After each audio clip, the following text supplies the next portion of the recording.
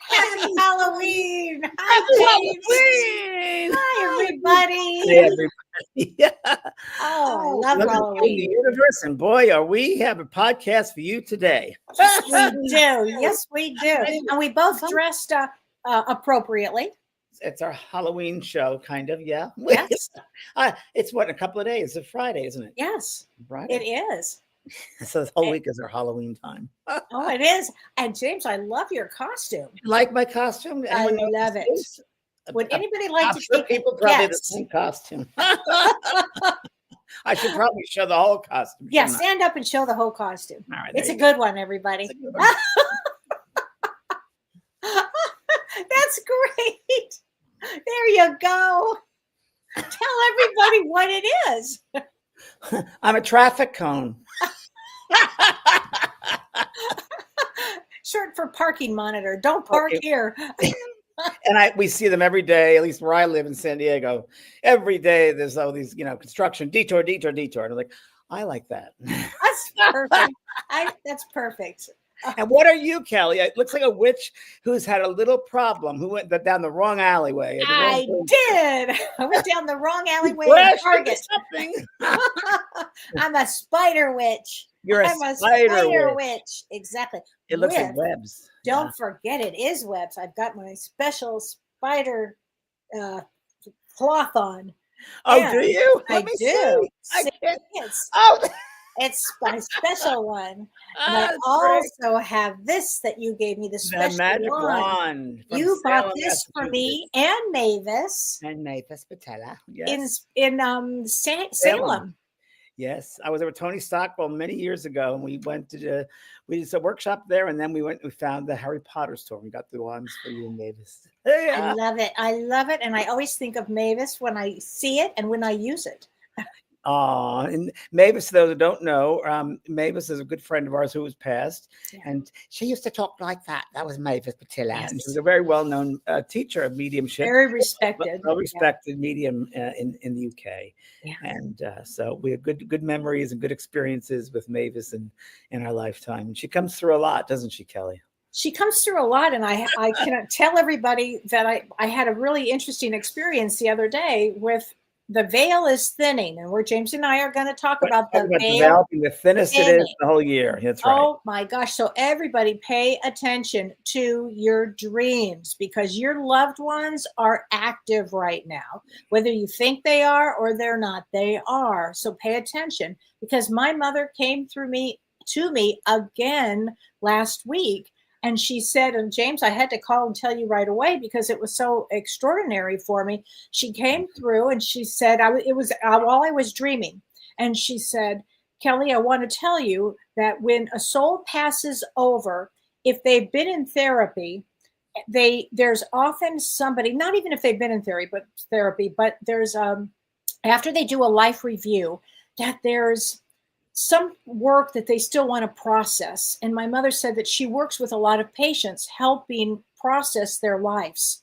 And she said, on top of that, she said she teaches a class. And I thought this was fascinating. She teaches a class on the other side for souls that really want to help their loved ones now. So for instance, if the souls now on earth are stuck, like stuck seems to be a theme, James. If they're stuck in their traumas or their belief systems of their parents, or their, I'm not whatever enough, or my father did this and my mother did this. And if they're stuck, my mother teaches a class to help the souls on the other side work with their loved ones here to help them, to move them from being stuck.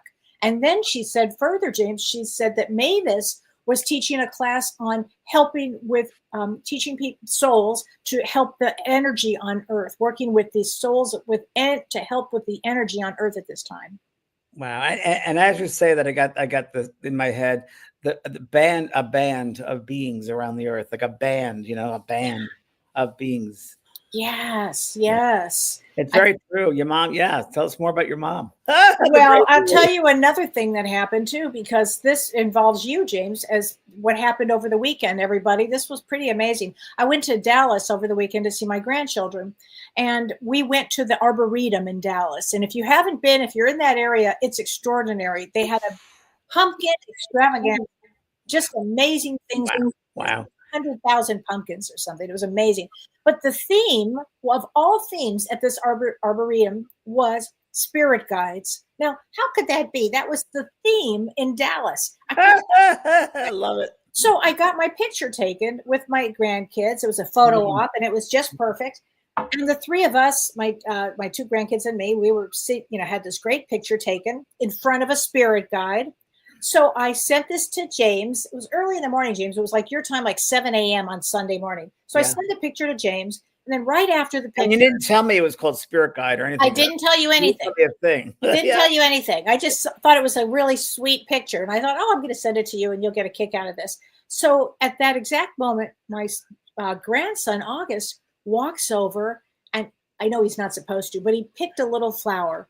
And he handed it to me and he said, "This is in memory of Nana Lou," which is my mother. Now, my mom died when August was 9 months old, so he didn't not know her. We were not talking about her whatsoever. And I said, "August, what made you think of Nana Lou at that moment?" And this is what he said.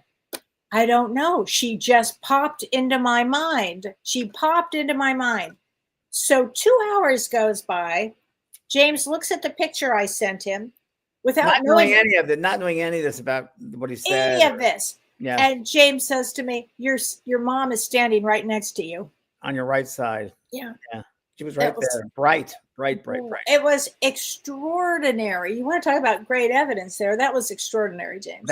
She was bright. It's so funny, as I get older, as time goes by, as things, get more, I'm just gonna say more surrendering. I live in the woods. Basically, I'm in the woods and I'm with nature all the time. And it's really interesting because I'm only doing like a group reading like once a month or twice a month. And that's really it.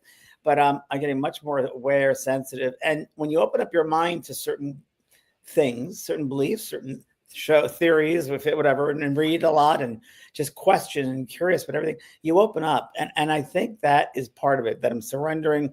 I have that curiosity, that art of discovery. I want to see the invisible. I want to see the invisible. And as a kid, I always wanted to see the invisible. I always wanted to see what was beyond the stars. And there's always a sense of reaching up. And when your mom, I remember there was such a bright luminosity next to you. And I saw her hair and I saw her shape. And it was just, it's hard to describe because it's so much not in human terms, right? And they often describe their world over there and the colors and the visuals. They can't describe it in human terms because it goes so beyond. We don't have the descriptions here. But the light, we're all made of light, right? We're all made of light. And the more loving we are, the brighter that light is. And I now, and like when someone will say to you something like that, like say, we're all light. Just that statement, we're all light, makes you take that in and start to feel that, we're all light. So then when I look at people, I start thinking, what light are they? What color is that light? So that starts to, and that opens up the mind. That I think the mind is so beyond us. It's part of the soul. And I think that there are all these little places of the mind, roads, pathways, if you will, that when someone says something, you do something, you experience something, it opens up that little portal. It opens up that door for you to have maybe that experience. Yes. And that's really what it is. It's that knowingness. It's that, and you get there by discovering, by having that curiosity, that art of discovery, not being judgmental, not being limited in the mind, being free mind, open-minded. Open-minded means open-minded, open up to all the different ways that exist out there. And so that's what I believe. And I think I mentioned you last week. We talked about the YouTube video I saw, which I mentioned the name again. It was called The Nature of Reality. And it was a quantum physicist and a Buddhist scholar discuss it. And it was just mind-blowing for me. And it was amazing. Mind-blowing for me too. Mind-blowing. And just opened up the whole that pathways. And I just know more and more and more as I live that that's the world. This is just our temporary shell here. Really, this human part of us is so temporary and so small compared to everything else that exists out there. And we just got to keep on remembering who we are, Well, and you said something very important. You said even by just saying the light or something, anything spiritual like that, it opens a portal. It opens a portal. And Exactly. then the limited belief is opened. And then that gives you more of an opportunity to have an experience like with my grandson. He wasn't thinking about any of it. And so if you have an open mind, he's very open-minded, he's 8, and that just popped in. And I think souls at this time, James, at this particular time, are going to be popping in, making pop-ins. And so if you all of a sudden haven't thought of somebody in forever, and all of a sudden they just pop in, that's a pop-in. Pay attention. That soul's around you. It's really important to it. I want to tell everybody too, to remind them this, that, your 8-year-old grandson, when you have people, parents, adults around that child who encourage that opening, encourage the imagination. Yes. What do you sense? What do you feel? And don't limit their belief, but open them up and have them discover, wow, they can grow and expand. And that's, I think, what we're supposed to be doing. Oh, absolutely. Absolutely. I brought my grandson, I brought them both actually, a special bracelet with so it's a Pedialyte. I forget the exact, Lepidolite. That's what it was. Lepidolite. Lepidolite is all about helping with keeping calm, keeping calm. So I gave them both these bracelets, and I said, "Oh, August, this is for keeping calm. So if you get real anxious or whatever, just pop this bracelet on, and it'll be very calming." And he, as I handed it to him, he said, "Gigi, I can feel the energy from here. I can feel the energy." So I started talking to them this way when they were little. I remember there was another time we went to a crystal and he said something about energy when he was like 4 years old. Oh, yes. Oh, yeah. Oh, yeah. I think it's really important. So let's go back to what we talked about, because we know that this time of the year, everyone has the veil being the thinnest it is. And of course, in this time of year, well, in this northern hemisphere, it's known as autumn or the fall, but it's the opposite down in the southern hemisphere, right? Mm-hmm. But in this time, if we will, for us, I guess it's the time of, I don't know, would you say end of a season? Death is a big part of that, right? Well, death is a big part of it, but there are spiritual origins of Halloween, actually, and Celtic background, right? Yeah, it's a Celtic background. It's from Samhain. Samhain. It's Samhain. Samhain. I don't look at the sucks. I know you're going to, being the Virgo you are, you're going to research this before our show. So I do. I do a little research, and then I lost it, and then I had to find it again. But it's one of those times. But I know a lot of this. I mean, we've done this before. The Celtic background, and Celtic background. It marks the end of the harvest, which I can attest right now because I live on a farm. It really is the end of the harvest, and it's the start of winter. It's the start of the fall. Kellee, before you go on, hold on. Before you go on, so the end of harvest. I'm just getting this mind stuff going on.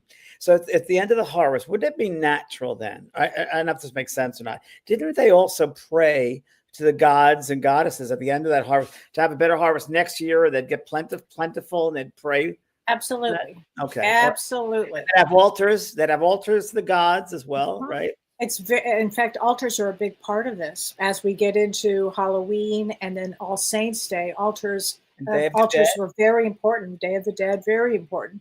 In honoring our deceased loved ones through feasts, James, and through offerings.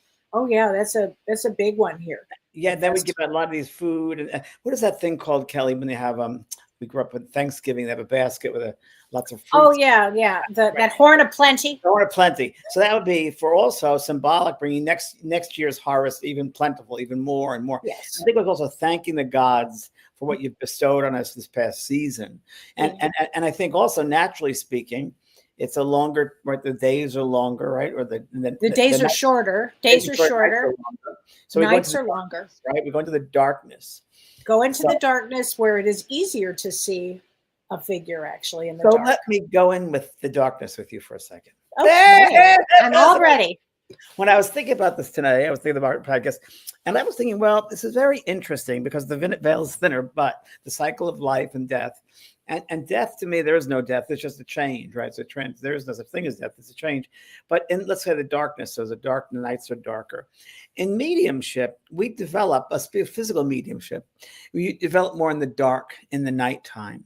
And really, I remember very beginning physical mediums, they used to sit around at the end of dinner and they sit by the fireside with the ambers, the red light, the ambers, and that's all they would sit there. And that's how they developed. And the spirit people would use that, and they'd use them a substance called ectoplasm that comes out of the medium's ears, nose, mouth, and they'd create this like voice box. They could speak through it, or they'd materialize, and they would do it in the darkness. So the darkness is definitely transformation. And when I say the thinnest of the veil, it's kind of like because we're open to those other, I think our senses are more open as well.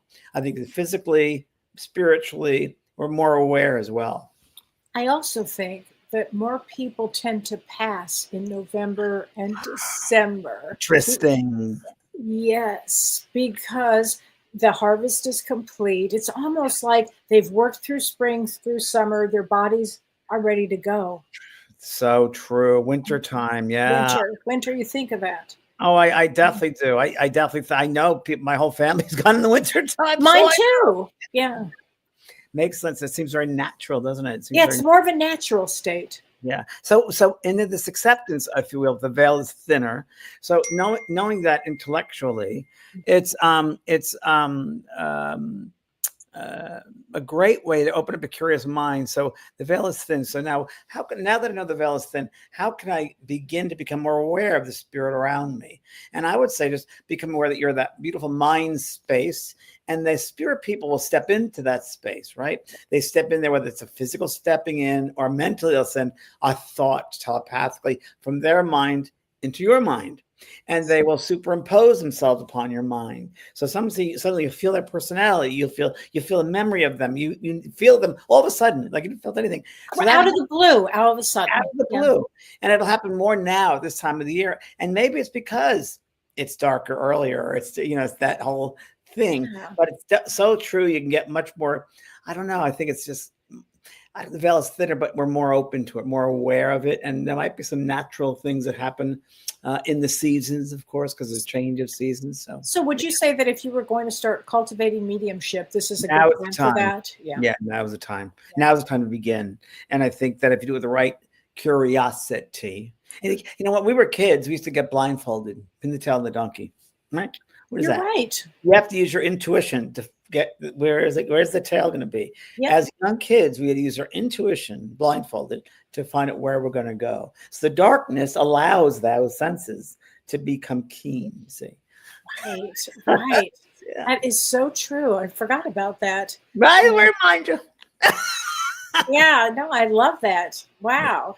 Oh my gosh. Well, and don't forget, November 2nd is daylight savings time, and that is also falls on Day of the Dead. So it'll really be darker. I got this thing, Kellee, which I did print this out. So it was really interesting. A time of death in nature, right? A time of death in nature. As the days grow shorter, crops die and leaves fall. The natural world visibly withdraws its life force. The physical symbolism is believed to correspond with a spiritual transition, making the concept of death and the spirit world feel closer. Yeah, wow. It's true, though. It's so natural. It's so true. It's natural. The life has all beginnings and endings. I said to some people today, everything is changing, and we're playing things, moving things around the house, whatever. They said, "Oh, I'm sorry to put that there." I said, "That's all right. It's okay. You can move that over there." Change is all the time. Change is constant. So in our life, change is constant, and there's no death that they live on into a glorious world, glorious worlds. It's very interesting. In that show, we talked about the nature reality. One of the terms, which I love and I'll use forever now, is they talk about the different realms that exist, in the spiritual realms, those different spaces and places, like your mom teaching, and there are a lot of teachers and lots of works over there, and museums and schools and things we don't even know about. And they talk about the different realms that exist. And they call this physical world the realm of form. The realm of form. I love that. I think that really describes it well. So you kind of have these things in your mind and create things on the other side before you come into this incarnation, and you prepare for what you're going to do, and in the realm over there, and you become expertise and learn things that'll help you, aspects that'll help you for this upcoming lifetime. And when you come back, you use all of those things you've learned, come back to the physical earth, and this is a place that you use them. Yes. The form of reality. Yeah. this form of reality. Yeah, it's really interesting. Yes. Makes Oh, sense to me. totally makes Right. sense here. That Yeah. that so we come to Earth to use form, And we're in form. We're in and physical form. inform. And that's And the now, only. right now, you're in a parking cone form. I'm in a parking cone form, but Yeah. I'm there and I'm here. That I'm in several places at once. I'm in the car that's driving around the cone. I'm the traffic person saying go to the left. Isn't it? So one thing they talk about, which I love too, is you have 360-degree vision all around. When here in the physical dimension, we just see straight on. But you leave the body, you have a 360 degrees, everything going on around you, and everyone's thoughts, people's thoughts about you, and prayers, and it's very different. It's a multi-cosmic kind of experience all at once, which is hard for us down here to fully understand that. Yeah. But we're so much more than just this physical vibration. Oh, yeah. And I think that if you keep that sense of amusement and joy, that's part of our soul's voice, that love and that joy. And once you know that and you have that awareness, I don't know, it's hard not to be happy. You can be sad too. You're part of the human experience. It's so true. It's so true. We should be happy and joyful. That's who we are innately, if you will. Yeah. James, I think that Halloween isn't just about the spirits that join us, that visit us. I think what Halloween is also for me is like awakening that spirit within us. Really, transformation, isn't it? It's really about transformation. It's all about transformation, and this is an incredible time for transformation. Well, when you sit in the dark, let's say, it's a really great time for you to go within and start really learning, going within, question what's going on in your life, what things are important to you, their priorities, your values. It's a perfect time, divinely created, for us to go within and to see where we're at, right? Right. Oh, absolutely. I love this comment. This is from Renee. She says, I love how the Swedenborg spoke about the correspondence of everything in the physical world has a spiritual representation, and that the physical being is a metaphor for the spiritual teaching. It's so true, Renee. So true. Good to see you again, Renee. And Renee, there was a man that Kelly, you might know, he was a really cute guy, blonde hair. Now I saw him the other night, I was like, is that the same guy? He's got a little hair. Fine. Beautiful blue, crystal blue eyes. Expert in Swedenborg. And I love Swedenborg. I used to read his stuff years and years ago, but it's so true. I just love that. I love, Ernest Holmes, Manly Palmer, all of them. And in fact, this would be a great time to do spiritual reading. Excellent for that. Great time. And I don't, maybe go back to a time in your life when you were, I don't know, pick an age, 10, 9. I mean, I'm doing it now a lot because I'm writing my autobiography, which I'm going to do more of when I get my writer's course going. But I'm starting, it's really interesting to bring me back when I'm a young kid. And wow, when you start doing that. So, during this time, this Halloween, this time, it's good to go back and pick a day out or age or an event that happened when you were a kid. Good, better, and different. I picked out when I was selling magazine subscriptions for my Catholic school. That's what I picked out. I bet you did really well. No, I didn't really. I didn't do it at all because I didn't want to do it. And I opened the chapter and then he says, I don't want any, get away. And that's how the chapter opens up.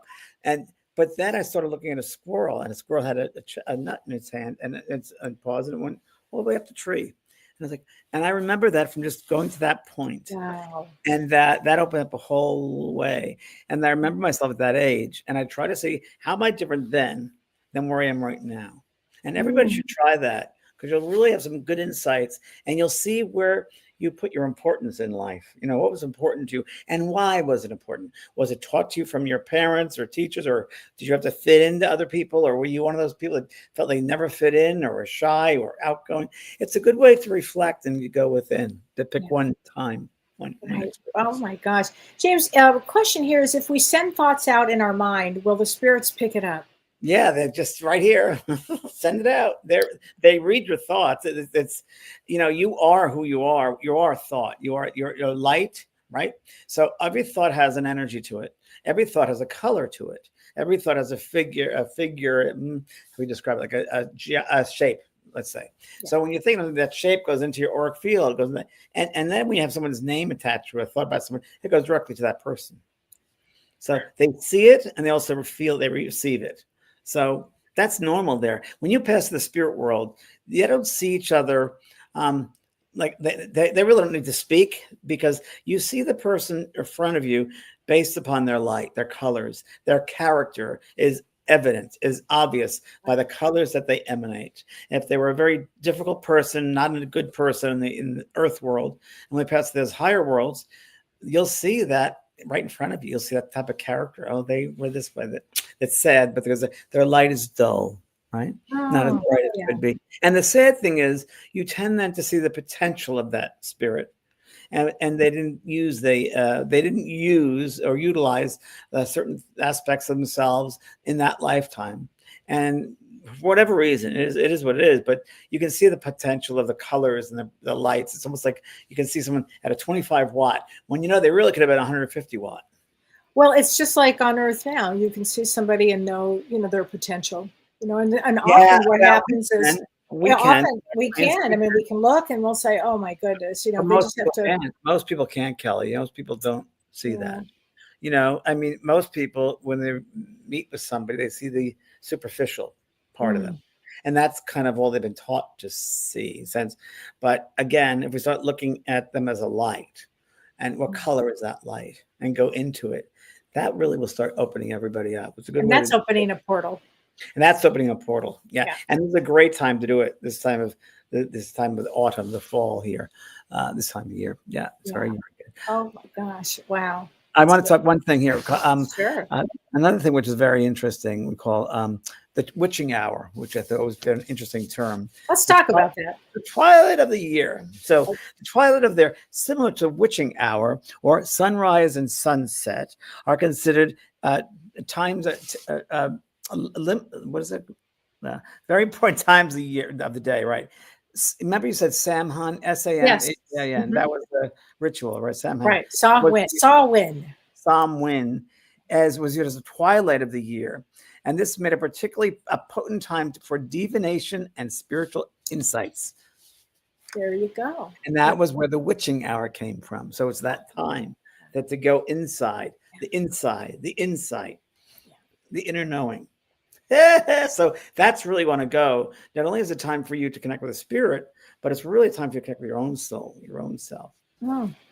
Oh yeah. Yeah. So there we are. Oh my gosh. And it's funny, James, that All Saints Day was a Christian feast day. The Christians had to, come up with something. So wasn't it pagan, and then they made it into Christian? They had to grab it because it was so popular. Yeah. And very natural, very earthy. And by the way, the word hallow for Halloween means holy. Did you know that? Yeah, holy. Yeah. Holy. Yeah. So instead of the medieval celebration. Yeah, I mean, I don't know. I know paganism is my thing too. I'm getting all these texts. Sorry. Paganism, I've been involved with that for many years, at lifetimes. I think as you have, nature, religions, and all that. Yeah. Wicca, all that's nature, religion. I feel so much more connected to that than man-made religions like I grew up Catholic and Christian.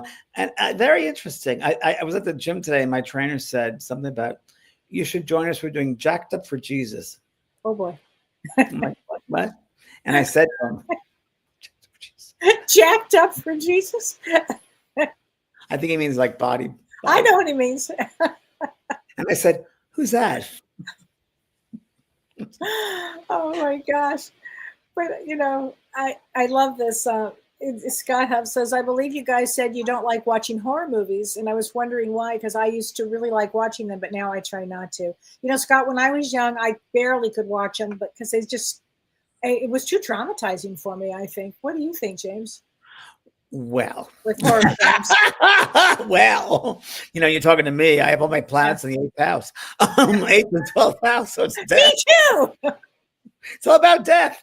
Yeah. So I used to like horror. I wasn't a big over the top horror fan. A good friend of mine, Kelly, who's watching this, Kellee Dennis, she's an expert, and her birthday was the 23rd. Happy birthday, Kelly. Yeah, and very into horror and every kind of horror there is, and I tend to like, and it sounds really kind of strange, but I find true crime. I find, wow, and I find the dead body, the murders, the reality of it.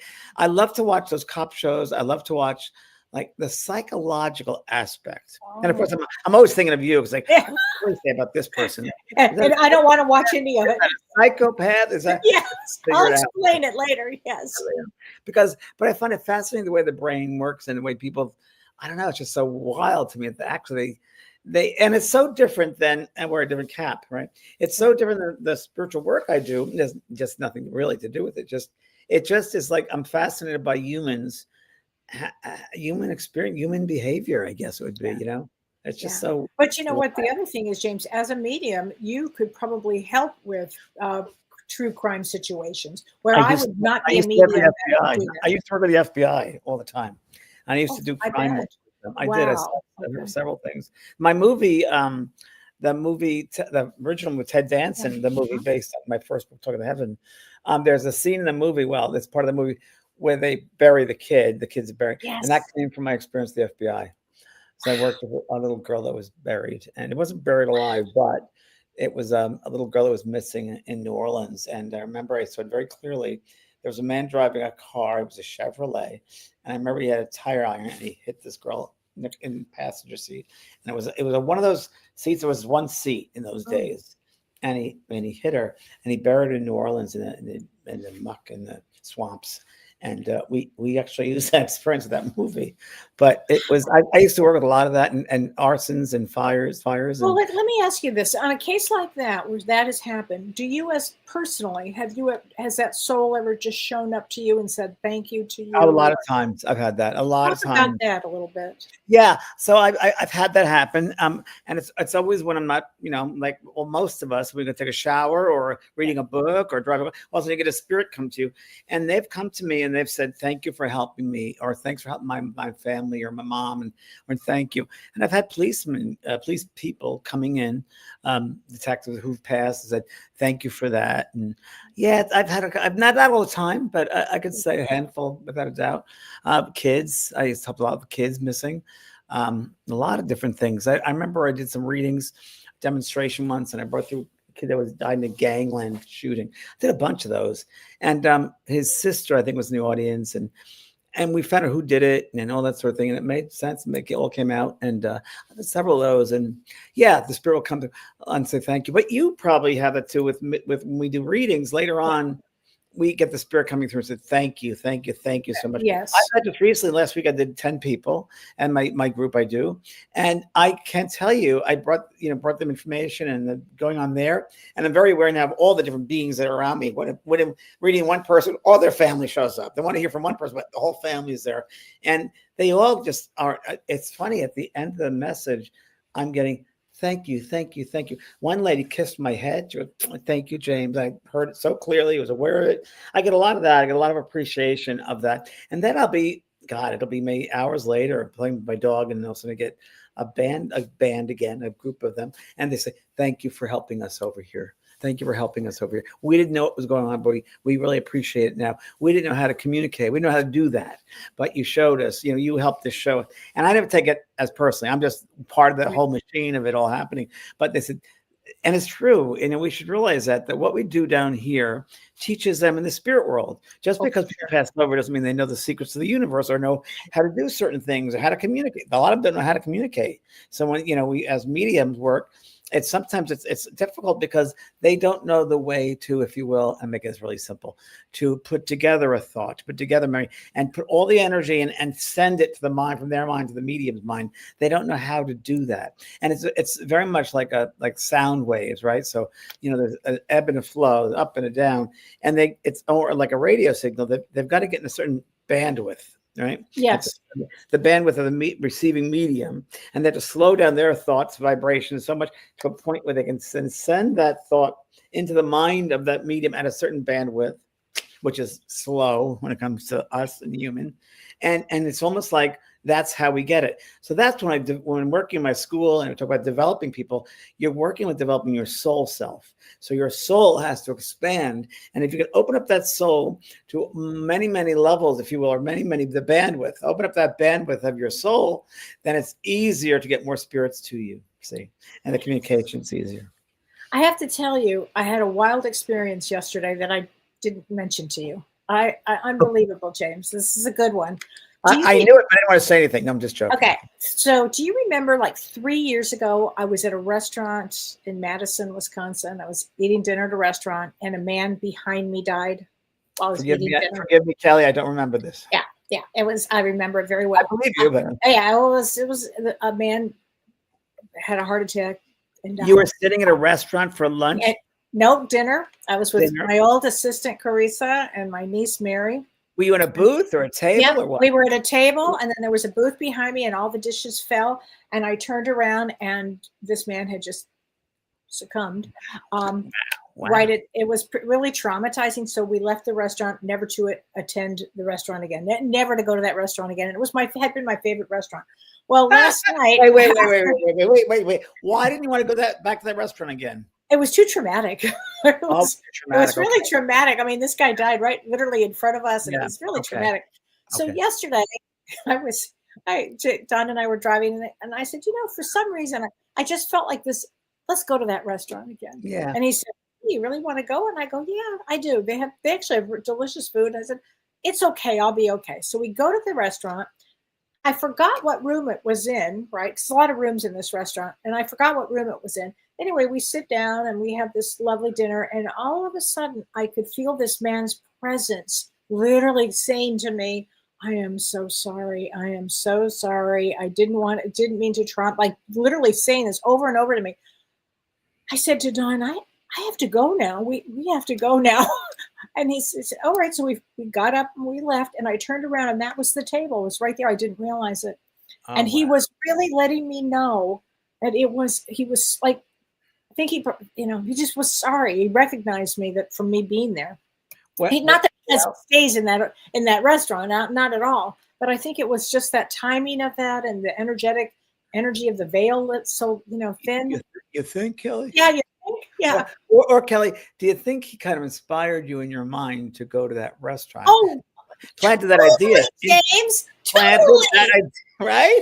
Totally. Okay, so wait. Somebody's asking me what restaurant it was. It was called. I'll tell you, caller, be happy since you went to university. You went to Madison. It is called the Tornado Room. The Tornado Room. But I think he did inspire me to go to that restaurant. Totally, he did. Oh yeah, totally. Because even John said, "You what? You want to go what?" He had to help with your healing, Kel. And then that's exactly what happened. Yeah.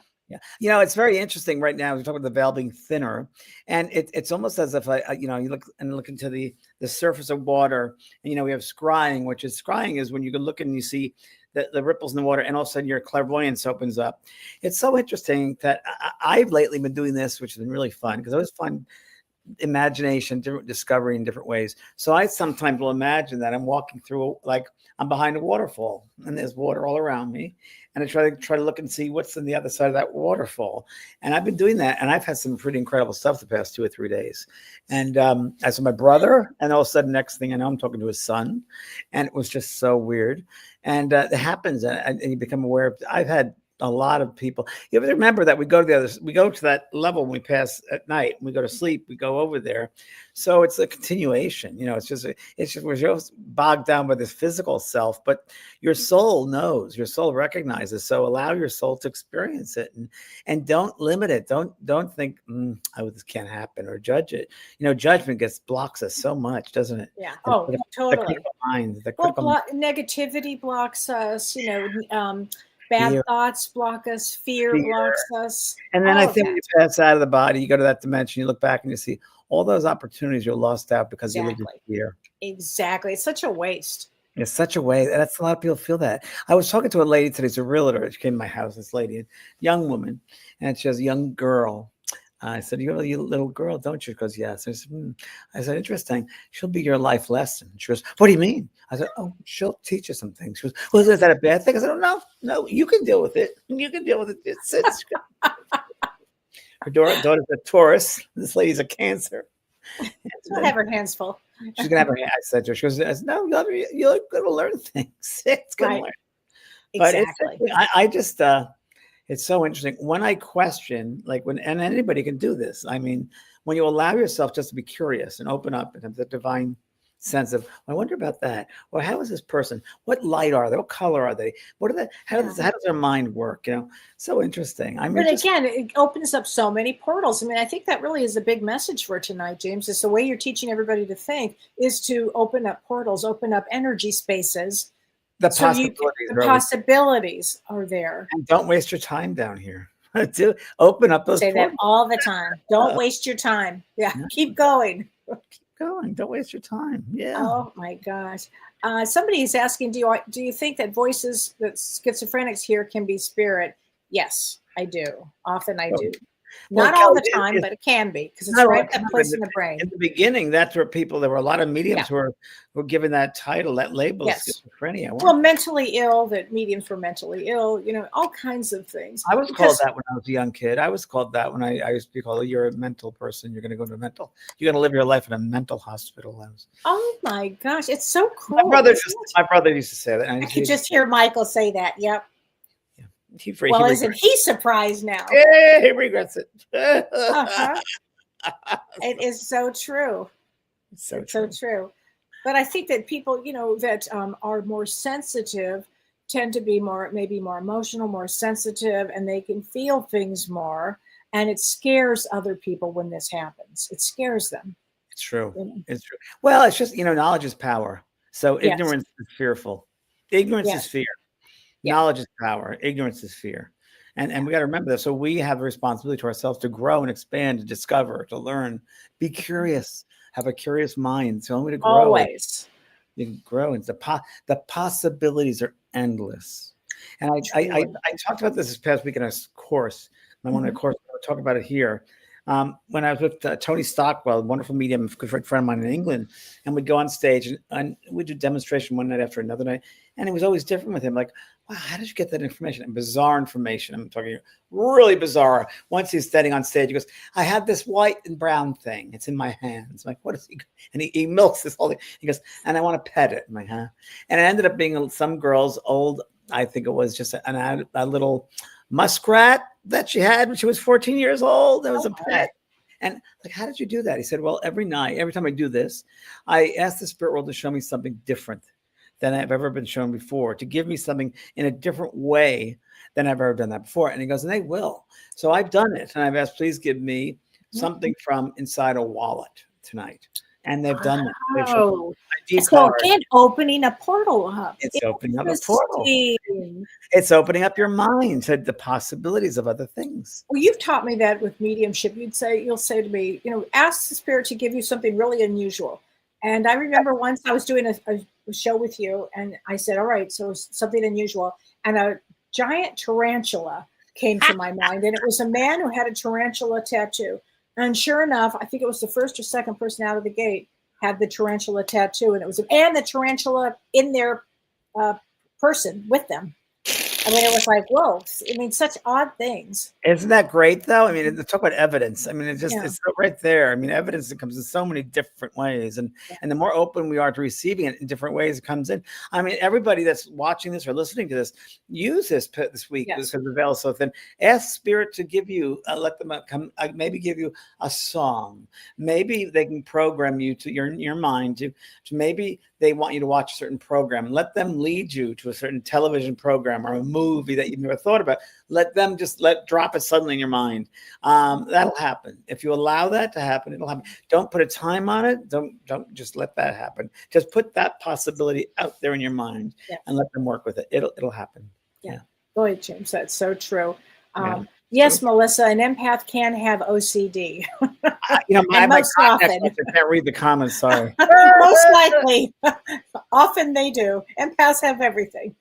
Empaths, and how often do we have empaths that don't know how to handle the energy, that don't recognize what someone else's energy that they're looking at, not their own energy? So, I'm going to be at the All Souls event November 7th, 8th, and 9th with Jen Weigel, and I'm speaking about empaths. And my plot twist on speaking about them, James, is the energy. That you have to know the energy of your energy and somebody else's. You have to know discernment. Discernment is everything. So important. How could you know someone else's energy if you don't know your own? Right. Oh my gosh, so important here. I wanted to mention, Kellee, because people have been asking me for a while about Halloween. Every Halloween, I have a big sale at my school. Oh, so I wanted to mention that because wrote it down here.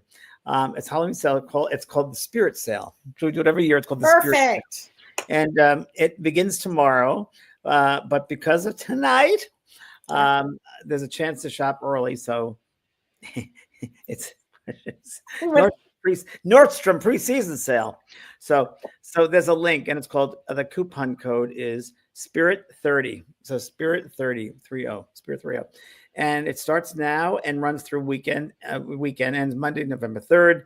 And it's really kind of an All Souls Day, Day of the Dead, like talking about. And the fact that the veil is very thin. So that's what we did in because of today's show as well. Right. So 30% off of the code Spirit 30. So 30% off everything there. All my courses at the JP School of Mystical Arts. So 30% off at the school. And check it out. I think you'll like it. And there's a great course there that I have about discernment, and it's tools for the highly sensitive. That's what I was thinking. That's a great class. It's great when we have discernment and recognize your own energy and foreign. I mean, once you recognize your own fields and you know what that feels like, you're referencing that. When something completely foreign comes in, you can say, "Oh, that's someone else's program, not my program." Yes, I'm not going to make exactly. But so many people don't know that, especially sensitives and empaths. They can't discern. And they start living with someone else's energy instead of their own. Right. We do it all the time, we got to be careful because we walk in a sea of thought. We walk in a sea of thought. People's thoughts are all around us. In my book, I think it was the first book I wrote, or the second. Yeah, I was talking to heaven. The Velcro suit. The Velcro suit. And when you walk, you have people's stuff sticking onto you sometimes, and you have to peel it off. It's not yours. It's theirs. Oh, that's a very good one. Yeah, the Velcro suit was the name of the chapter. Okay. Talking to heaven. It's a good chapter. It talks all about that. I like that Velcro suit. I'll use that for my presentation. If you walk in a sea of thought, it's so true. If we start thinking that way, being aware of that, where really you go into a space, you can neutralize it, you can invite it, you can change it and shift it. Yeah. Especially nowadays, this is such an important time that we're here on Earth at this particular time. It's so important that we're going through a transition, a transformational state. Scorpio is transformation, right, Kellee? Yeah, it is. And a lot of planets in Scorpio this month. It's a big one. And what does that mean then? It means a lot of change, a lot of transformation, a lot of sensitivity, a lot of passion, a lot of energy, a lot of secrets, a lot of change for people. And we'll give everybody an opportunity to transform themselves. It's a big.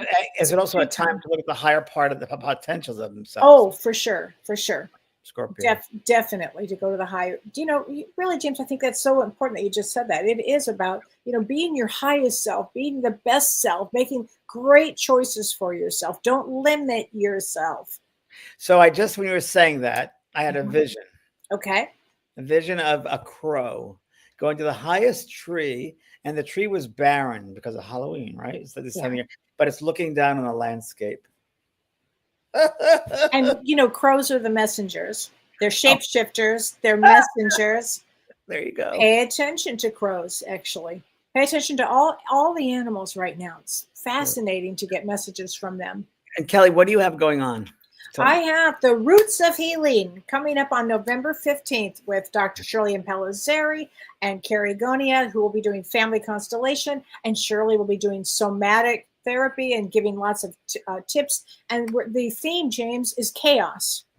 Chaos in your family. Imagine that. Imagine chaos in your family. Do you have chaos? But it's going back to, with family constellation, they look at the ancestors. So interesting enough, this period of time this Halloween is all about the ancestors. Yeah. All about the ancestors that are coming back to help us through this time period that we're in. And Kellee, this is also a time period for shocking things. Oh, yes. Quickly, shocking, right? Yeah. I feel that sudden shocks. Yeah. It does feel that way, James. Like people just, cross over the traffic cone. Yeah, right? Yeah. I don't pay attention to the caution of the traffic cone. How many times I rolled down my window and tell someone to stay back? It's amazing. 2 car lengths. Yeah, right. I in my book in August. I know 2 car lengths back. Right. That's strange. So anyway, well, thank you, Kellee. Happy holidays. Thank you, everybody. Happy Halloween, Kellee. Happy Halloween, Mr. Cone. I love it. Thank you, Miss Spider. We'll see you around the web. Very good. Okay, bye, honey. Bye. Bye, everyone.